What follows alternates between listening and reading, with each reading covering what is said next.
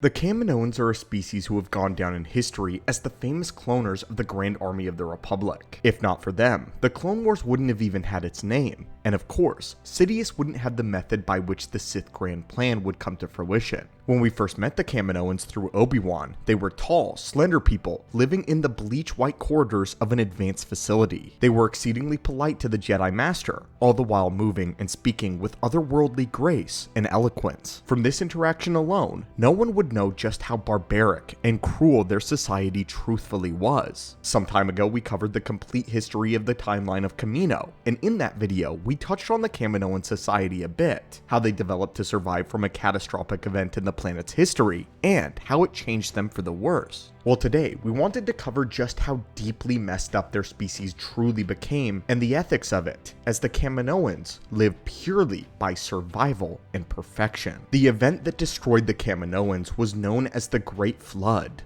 Long ago, this cataclysmic event, we see the Kaminoans first as a quiet people much like any other. They had brilliant minds, and some were superstitious, but they were largely a collective of regular people. That was until a freak climate change began to cause the icebergs of their world to melt. These glaciers were massive, having been formed in one of Kamino's longest ice age. At the rate that they were melting, they caused catastrophic floods which destroyed almost every coastal city on Kamino. The scientists of Kamino calculated just how long it would take before most of their planet was entirely covered in water, and so they came together and constructed cities on stilts in order to prepare for what would come next. However, as the land masses were covered with water and the continents became oceans, the native Kaminoans were dying in droves. Food was very sparse, and their indoor farms could only produce so much at a time. Their entire race was now being quickly pushed towards extinction.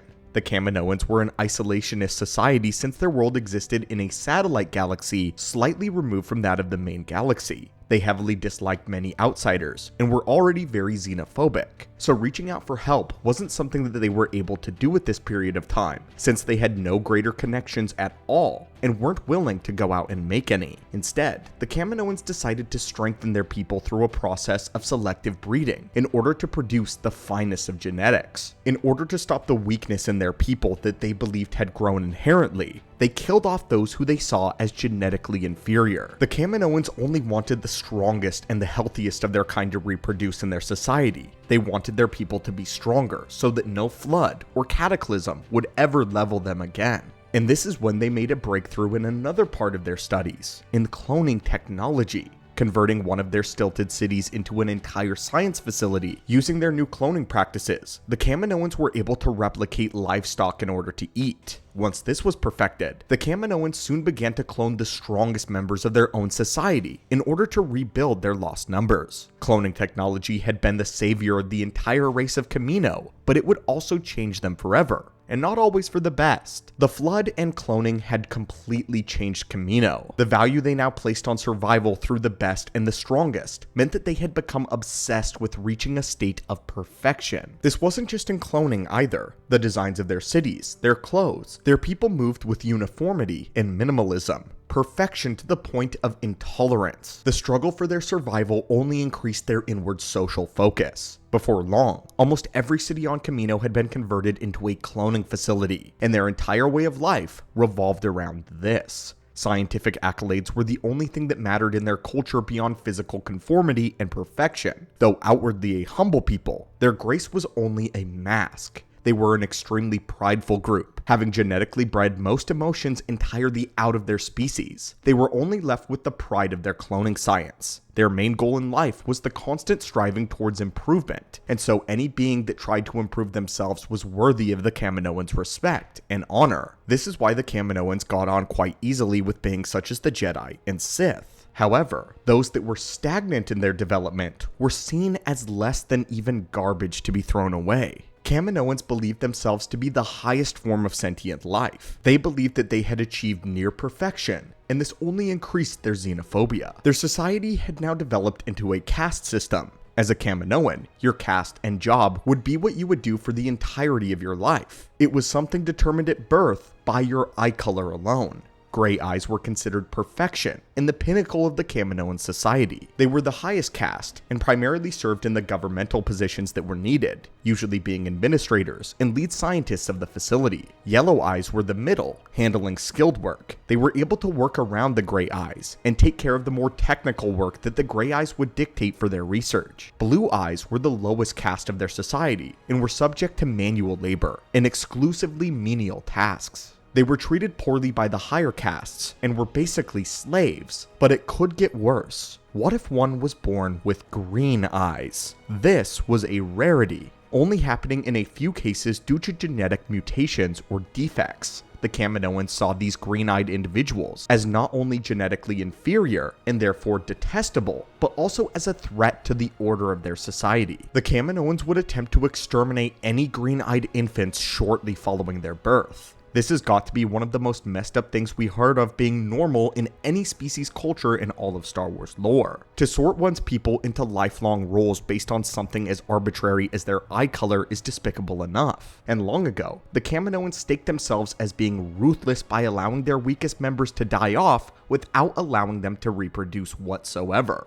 But it is heinous that they exterminate infants with only a single difference in eye color. The green-eyed children don't get a chance to prove themselves whatsoever. They cannot prove that they are well-ordered members of society, or even strong individuals. Before we continue though, although evil would be a stretch considering the Kaminoans' long history, we can say that their practices are despicable. They have bred emotions out of themselves, causing them to become pitiless and without compassion whatsoever. This issue would persist into their treatment of the clones that they would eventually produce. At some point, they realized that the cloning of the people as livestock wasn't enough to ensure their survival, and they would need to trade from outside of Kamino in order to survive. But of course, the only thing they had to offer were their cloning services. Therefore, it was with great trepidation that they opened their services to outsiders and began breeding private armies for local warlords who would pay them enough. They also bred entire teams of slaves to serve as nothing but worker drone, to work in mines or factories of any business with the right credits. The Kaminoans bred a workforce first. Despite being flesh and blood being given life within the halls of their lab, the Kaminoans treated all clones as nothing but a product or merchandise. In the Clone Wars, one of the Kaminoans even told Fives that he was their property,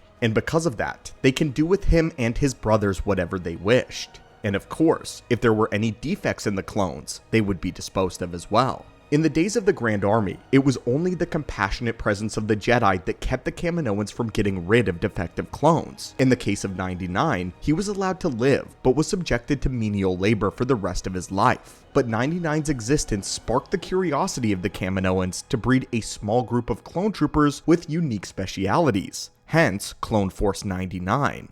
Cloning can be an amazing process that changed the lives of the people for the galaxy for the better. Because of the Kaminoans, certain cultures were able to thrive by cloning endangered species, increasing livestock count, and therefore more food. But the people of Kamino also had no qualms with breeding armies meant for genocidal war. They cared nothing for the actual well-being of their clones, only that they were operating at peak efficiency. The problem with cloning is that when life itself can be put on a making line, its inherent value drastically is decreased in the eyes of some. If one of the clones is behaving in a way that they were not engineered to, they can simply kill them off and replace them, not to mention one that has an identical face. The Kaminoans were outwardly a polite and a brilliant race of people. They offered the galaxy a groundbreaking service which changed everything. But beneath the exterior, they were prideful, cold, and heartless. They were ready to create and destroy life on a whim.